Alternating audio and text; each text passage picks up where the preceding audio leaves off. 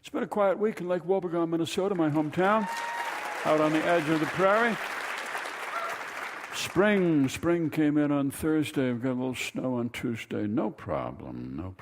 Just a little decorative, a little designer snow on Tuesday. And so gone now, and you can walk down the sidewalk without fear that you're going to break your hip and wind up in a nursing home somewhere, even though you're fairly young. It's Lent in Lake Wobegon, and it's time for Christians to contemplate their sins and their unworthiness, and to re-examine that thin tissue of lies and rationalizations and justifications with which we hold up our contradictory lives.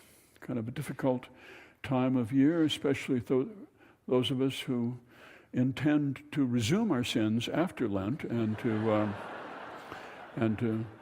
go back. I used to be a good person when I was in my 20s, and then I just didn't seem to be getting anything out of it,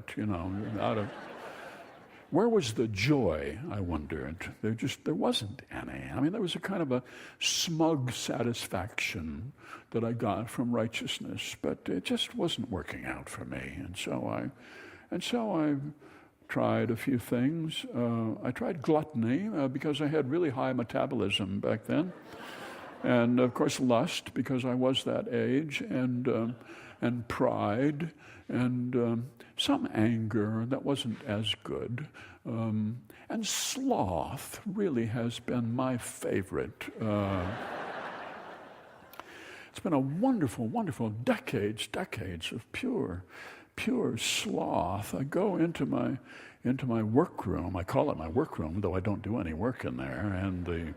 And the top of the desk is just a swamp, just piles of things. So I haven't done anything in there for months, years, actually. And I have all these writing projects left over from the 80s and deadlines and so forth. A memoir that I was supposed to finish years ago, based on recovered memories of an early childhood in Paris, where I was born, and my parents who were in the resistance, and there was a war going on, and so they sent me over to the States, and they placed me with a Sanctified Brethren family in the Midwest, and there I grew up among people who believed that the end of the world was imminent, and who believed that we must avoid defilement by evil, and so we raised all our own food, and we slaughtered our own chickens,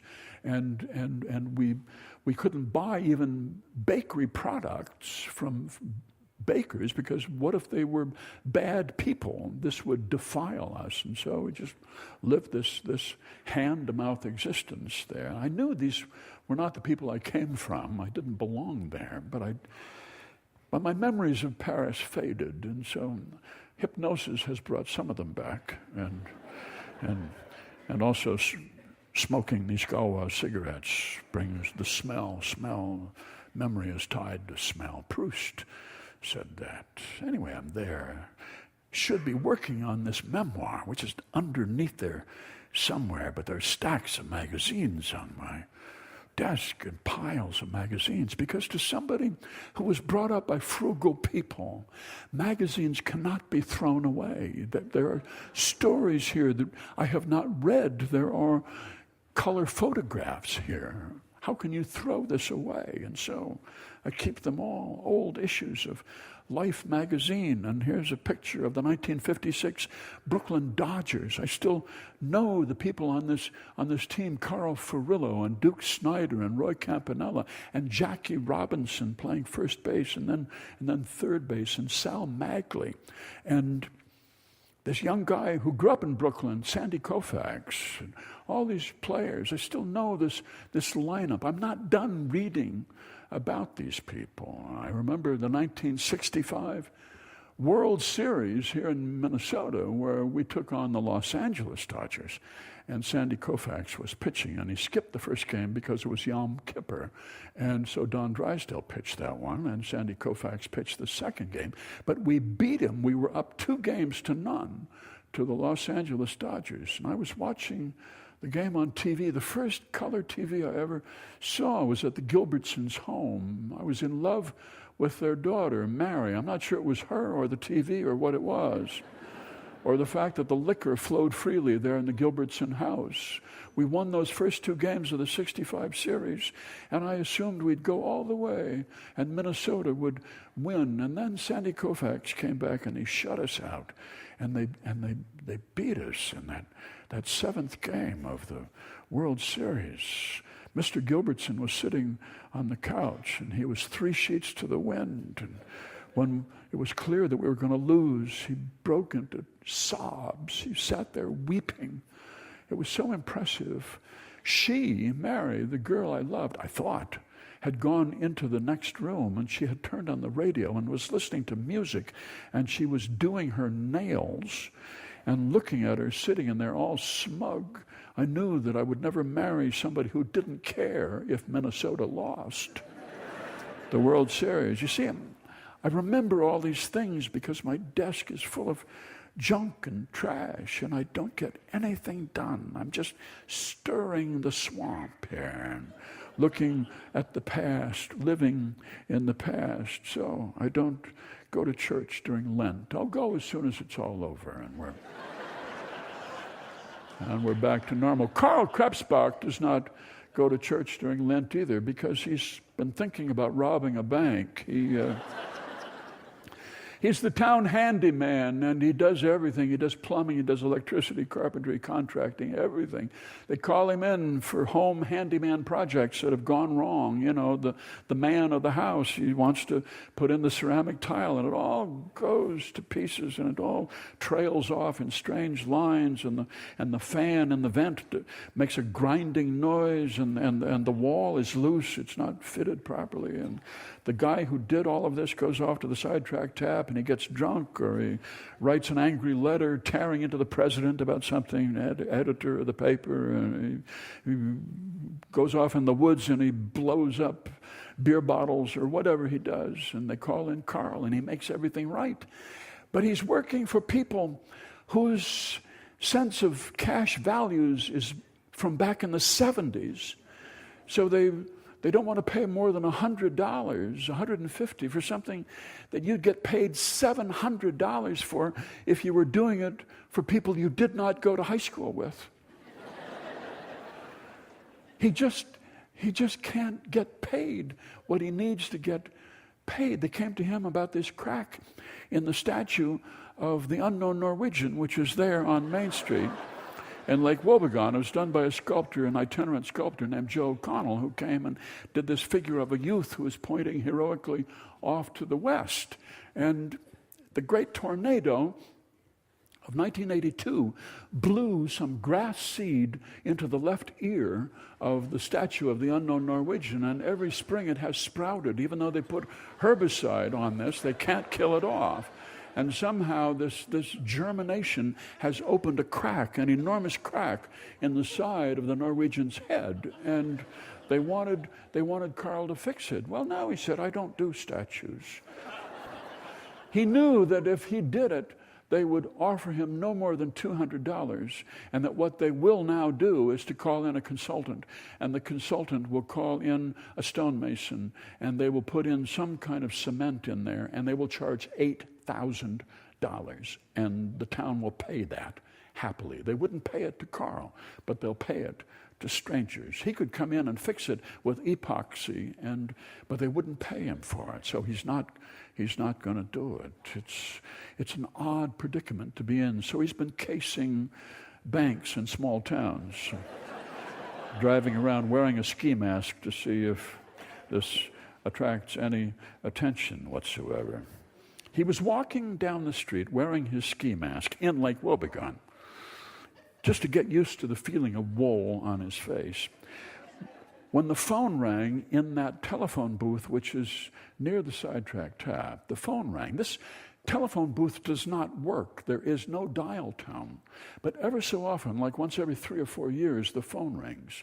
And he was walking by it, and the phone rang, and he picked it up, and the woman said, "Is George there?" Well, he said, I don't know any George, but this phone is not. Well, she said, I called him at this phone. I called him a week ago. You're sure there's no? No, there is no George there. This is Lake Wobegon, Minnesota. She said, are you joking? No, he said. What? She said, if you see George, tell him now is the time.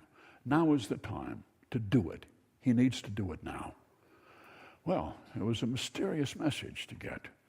And then he went down to the Chatterbox Cafe, and he sat there. Mr. Berge said, well, could you help me get my fish house off the lake? It kind of got melted into the ice, and now I can't move it, and I want to get it before the ice goes. No, I can't. I don't do ice houses. He knows Berge. Berge would offer him $25. He saw a car pull up outside, and it was Liz's old boyfriend, Cliff, who Liz dumped about a month and a half ago. He pulled up in his old Ford Fairlane, and he parked there in front of the Chatterbox, and he looked sad and thoughtful.